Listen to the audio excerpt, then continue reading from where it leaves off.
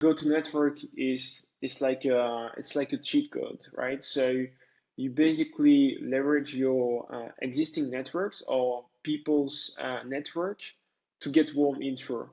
The reality is that today and even like tomorrow or in 2024, it's going to be harder and harder to scale business through outbound or like traditional playbook, because like most channels are saturated. People buy from people they trust, right?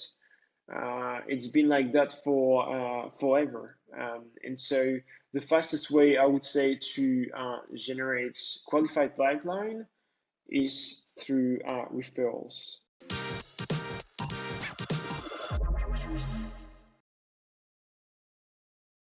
The problem is that it's the cold start problem. So when you get started, um, you need to get to your first clients, right? And the reality is that if you cold outreach people out of the blue, it's not gonna work because people don't know you, they don't trust you, and so it's going to be hard. I think that you can scale a company through this kind of channel. I mean, like go to network channel. You can scale it up until I would say 5 or 10 million ARR. It's just that it will help you to get the initial traction at first, so that you get a sustainable pipeline that will help you also afterwards to scale it by hiring the sales representative and anything else that goes with it. Um, the reality is that today people don't do that. What they do is that they start a company, try to sell by themselves, so funnel-led sales, then they try to hire a sales rep, and it just doesn't work that much. So yeah, I do believe that the go-to network, let's say, channel is the way to go. I mean, in 2024 and beyond. I work with early stage companies. What I recommend them is to first map the market, so understand like how many companies they can sell to, and then start from the top. The top meaning people that fit your criteria, but that you have some relationship with, right? So you know someone who worked there, or like you worked there, that you can get a warm intro.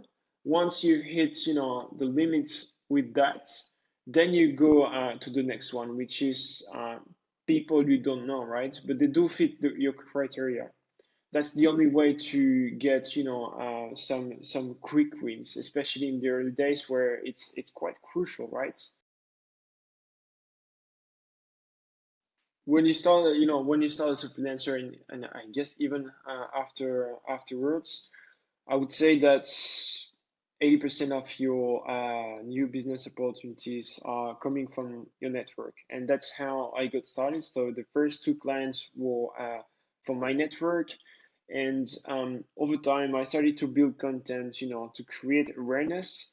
But even from there, that's not enough, to find new opportunities.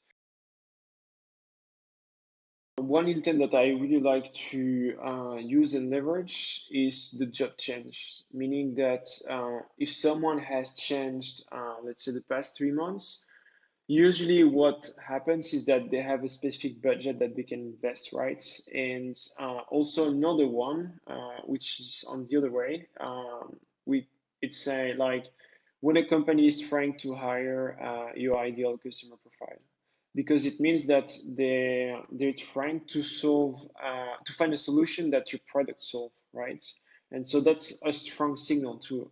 Although the second one is harder to find like that. It doesn't. You don't have any filters like that in Sales Navigator, for instance.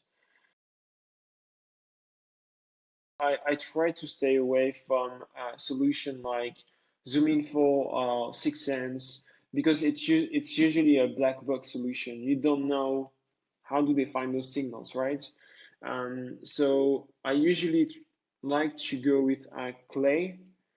The reason being is because it actually aggregates more than 50 data sources, and so you can really like customize and tweak, the way that you build your list based, let's say, is it, let's say you want to find all companies that are using HubSpot, for instance, or that are hiring a sales manager in New York. So all those criteria you can easily, use and combine them in Clay. But I also like to try also to find other signals based on the company's context, right? So it's a quick example is that I was working with a workspace management software, and one of the signals that worked really well was when a company was supposed to move to another office, right? And so what we did is that we let's say we listed all the property manager companies, right?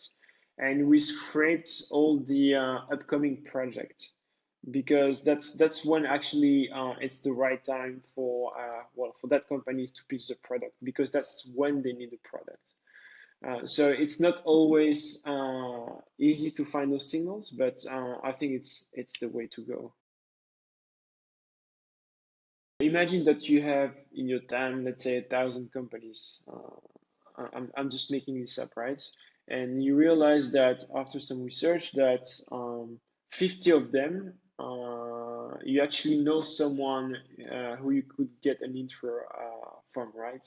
So what I would do is that I will try to reach out to this, common contact and say, hey, notice that you are connected with Francois.